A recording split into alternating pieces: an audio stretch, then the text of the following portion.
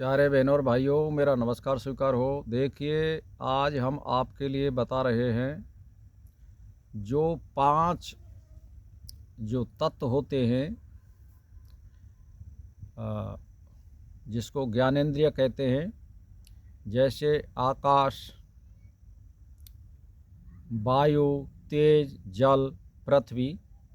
ये हमारे शरीर में कहाँ पर विराजमान रहते हैं, इसकी जानकारी हम इस वीडियो में आपको दे रहे हैं। तो देखिए, स्थूल शरीर में 5 मुख्य अंग हैं, जिन्हें 5 ज्ञानेंद्रिय कहते हैं।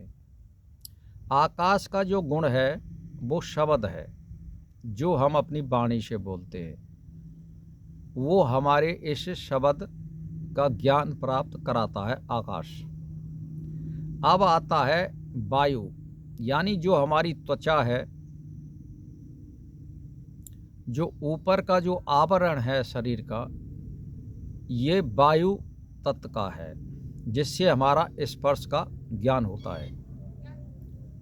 अब आता है तेज, यानी अग्नि, जिसके ज्ञान के लिए हमारे पास आँख हैं।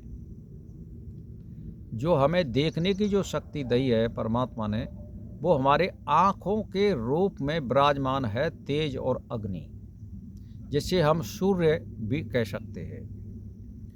अब आता है जल, जिसका गुण है क्या? रस है।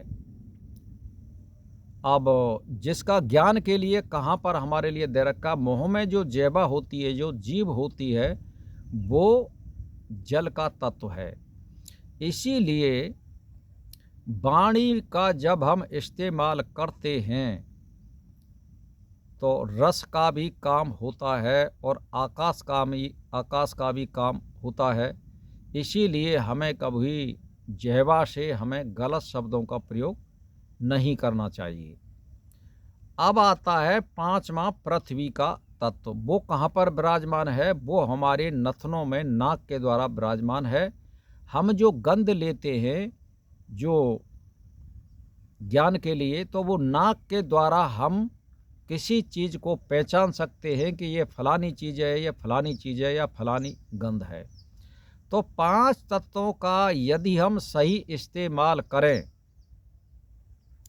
तो भजन हमारा ऑटोमेटिक बन जाता है। जैसे मान के चलिए, हम कोई गलत शब्द ना बोलें अपनी जिह्वा से, और हम किसी का गलत स्पर्श ना करें, और तेज का जो गुण है रूप, हम किसी के रूप को देखने की आँखों का इस्तेमाल करते हैं तो बुरी नज़रों से ना देखें।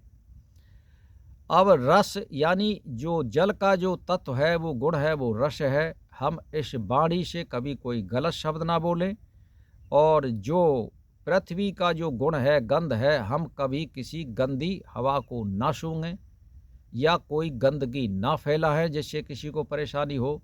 तो आप अंतर्निहित समझ रहे हैं, यदि हम इनका पालन करें 5 तत्वों का, तो भजन अपने आप बन जाता है, किसी करने की ज़रूरत नहीं है। तो इन 5 तत्वों के अंतर्निहित ही धर्म विराजमान है। परमात्मा ने ये एक अंतरंग शक्ति हमको दी है। हमें कोई भजन करने की ज़रूरत नहीं है, हम 5 तत्वों के द्वारा ही भजन कर सकते हैं, और बहुत से ऋषि मुनि कर भी रहे हैं। तो भाई और बहनों, देख लीजिए, ये जो 5 तत्व होते हैं, इनका समीकरण बैठाइए और आप इनका पालन करिए, और ध्यान दीजिए कि हमारे जो 5 तत्व हैं इस शरीर में कहाँ पर विराजमान हैं। तो ये जो है सारे तत्व जो विराजमान हैं हमारे नार के ऊपर, और जो वायु तत्व है वो हमारे सारे शरीर में व्याप्त है, क्योंकि वो त्वचा का प्रतिनिधित्व करता है। तो कहने का मेरा मतलब ये हुआ कि वायु सारे शरीर में व्याप्त रहती है, जिसका त्वचा से संबंध है। और सारे जो ज्ञानेंद्रियां हैं वो हमारे नार से ऊपर, मुख है, नथने हैं, आँख हैं और कान हैं। ये आकाश तत्व जो होता है, जैसे कानों से हमें आकाश का जो गुण होता है शब्द, हम कभी किसी गलत बात को ना सुने या चुगली चाटी ना करें, ये आकाश का गुण है। हमें अच्छी बातों को सुनने के लिए जाना चाहिए, और बुरी बातों को सुनने के लिए हमें कभी नहीं जाना चाहिए। तो ये आकाश का गुण सबसे महत्वपूर्ण है। तो भाई और बहनों, इस 5 तत्वों में ही छिपा हुआ है भजन करने का आधार। इसका पालन करिए और अपने को खुशी रखिए और दुनिया को खुशी रखिए। बस इसी में आत्मा की भलाई है और इसी में परमात्मा की भलाई है। इसी के साथ मेरा प्रणाम स्वीकार हो।